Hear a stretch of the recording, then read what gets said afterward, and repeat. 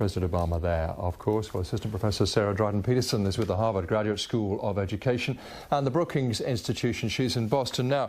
Professor, good to talk to you. I know you've made a study of education in conflict settings generally. What do you make of this situation in Nigeria?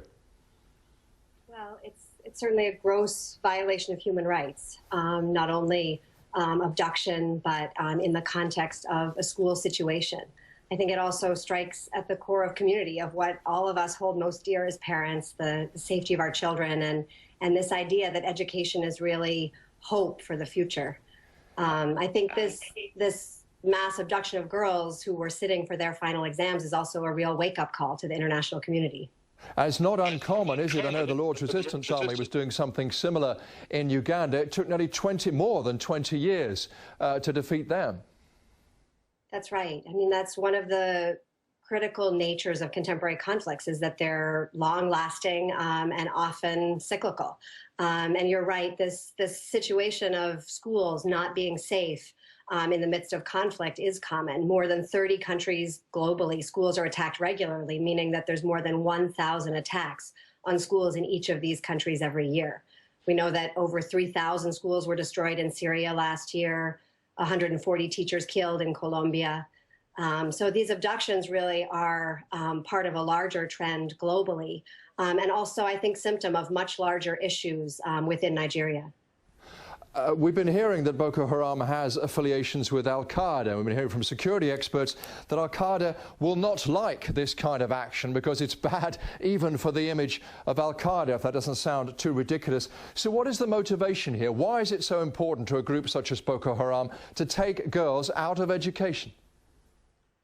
Well, I mean, I think that Boko Haram and other groups who do attack schools really know that attacking schools and children destabilizes the very fabric of society, and calls families and into question in terms of where they are safe and what's safe and what kind of authority they can trust in. I think that's the nature of contemporary warfare, is that civilians are the most common targets, and unfortunately children make up a large percentage of that. There have been 10,000 children killed in Syria in the past year, for example. Very briefly, if you can, these groups must know that it doesn't win the local population round to their cause, quite the reverse. Well, that's right. And I think that, like I was saying before, these abductions are symptoms of much larger issues, the kind of inequality that exists, the fact that there were already very few schools open in northeastern Nigeria. Over 40% of kids in Nigeria don't attend school at all. And we know that globally that is the trend, that it's about half of kids who are out of school globally live in conflict-affected settings. So there is this interrelationship between conflict and education. We think of education as only mitigating conflict, really helping to prevent conflict.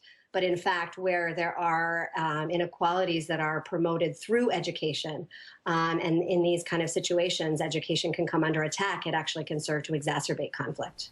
Professor, very interesting. Thank you very much.